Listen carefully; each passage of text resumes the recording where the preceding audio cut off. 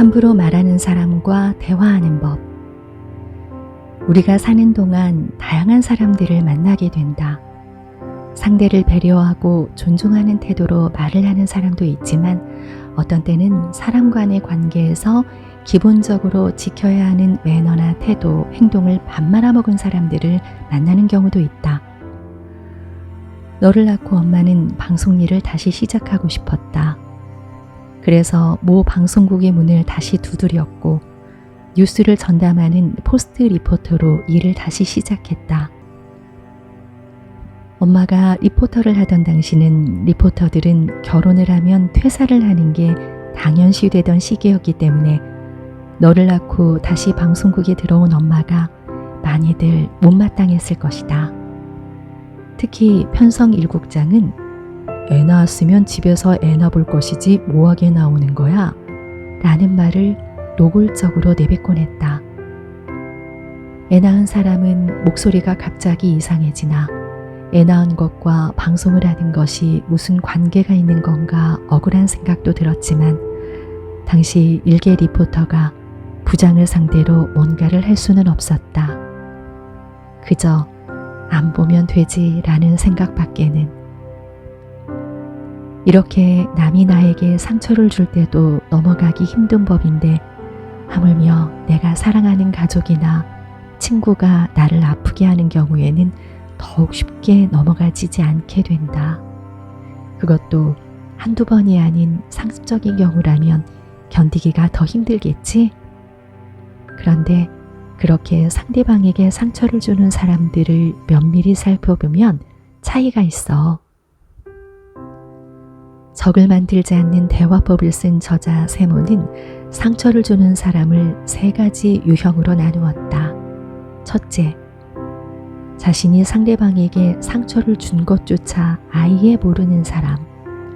둘째, 말해주면 그걸 인식하는 사람.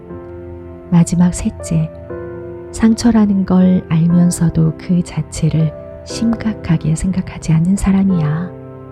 예를 하나 들어볼까? 네가 전에 나에게 너 왜 그러고 살아? 라고 했을 때 사실 나 상처 많이 받았어. 라는 말을 했을 때 첫 번째 유형은 내가 그랬어? 언제? 기억이 안 나는데? 라고 말을 하는 거야. 두 번째는 그랬구나. 그 말이 너한테 상처가 될 줄은 몰랐어. 미안해. 세 번째 친구는 무슨 그런 말 때문에 상처를 받냐? 다 너를 생각해서 한 말인데 너 그렇게 약해 빠져서 이 험한 세상 어떻게 살래? 세 번째 사람이 가장 심각해. 물론 그 말해준 사람은 나름 나를 생각하고 위로하고자 하는 말이었을 수도 있어. 하지만 공감이 없는 위로는 이처럼 오히려 상처가 될 수 있는 거야. 딸아, 너에게 상처를 주는 사람이 했던 말들은 일단 스쳐 지나가게 내버려 두자. 물론 상처 주는 말을 막상 들으면 기분이 좋을 수가 없기에 흘려보내기가 쉽지 않을 거야.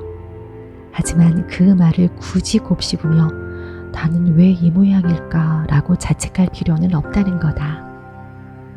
상대방이 너에게 말로 돌을 던졌다면 당연히 던지지 못하게 해야 한다. 하지만 그럼에도 불구하고 돌들을 모두 피할 수는 없고 때로는 돌에 맞을 때도 있을 수밖에 없다. 만약 그런 일이 일어나도 돌에 맞은 곳에 그대로 머물러 있지는 말고 에잇 하면서 일단 그 자리를 벗어나라는 거야. 물론 아프고 깊은 상처는 남아있을 거야. 그래도 작정을 하고 너에게 상처를 주는 사람인데 그런 사람 앞에 결코 무릎 꿇지 말고 너보다는 내가 괜찮은 사람이거든 하면서 일어나는 거지. 그리고 기억할 게 한 가지 더 있어.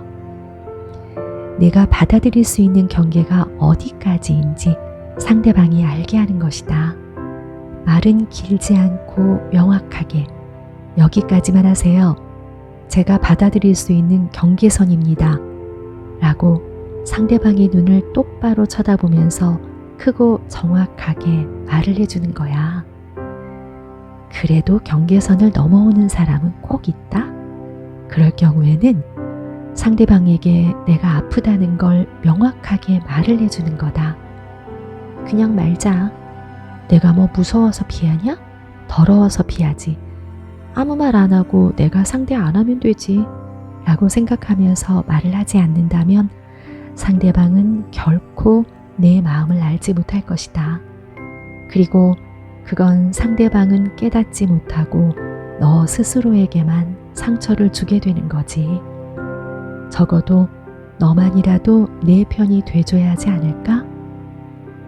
그래서 너에게 상처가 되는 말을 하는 사람에게는 방금 뭐라고 하셨죠? 라고 말을 하는 거야. 이 말은 의사소통 전문가 샘 혼이 자신이 쓴 책에서 적극적으로 추천하는 대사야. 한번 따라해봐. 방금 뭐라고 하셨죠? 그리고 되도록이면 말로 상처를 주는 사람과는 만나지 않는 거야.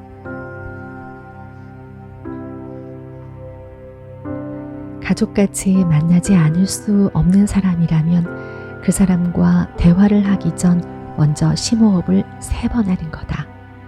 그리고 마음을 다 잡은 상태로 상대방과의 대화 속으로 들어가야 하는 거지. 내 감정을 최대한 절제하면서 지혜롭게. 쉽지는 않겠지? 하지만 살다 보면 그런 사람들을 만날 수밖에 없기에 내 감정을 제어하는 연습이 많이 필요한 거다.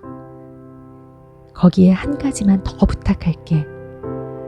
상대가 나에게 돌을 던졌을 때 너도 같이 돌을 던지고 싶은 마음이 드는 건 당연한 거다. 하지만 그때 잠깐만 숨을 고르고 이 말을 기억하면서 기다려보는 거다. 괴물과 싸우는 사람은 그 싸움 속에서 자기 자신이 괴물이 되지 않도록 조심해야 한다. 니체가 한 말이야. 이 세상이 상처를 주고받는 사람들과 어우러져 살아야 하는 세상이지만 최소한 너 스스로는 그런 괴물이 되지 않도록 너의 마음은 내가 소중히 지키고 보호하면서 살았으면 한다.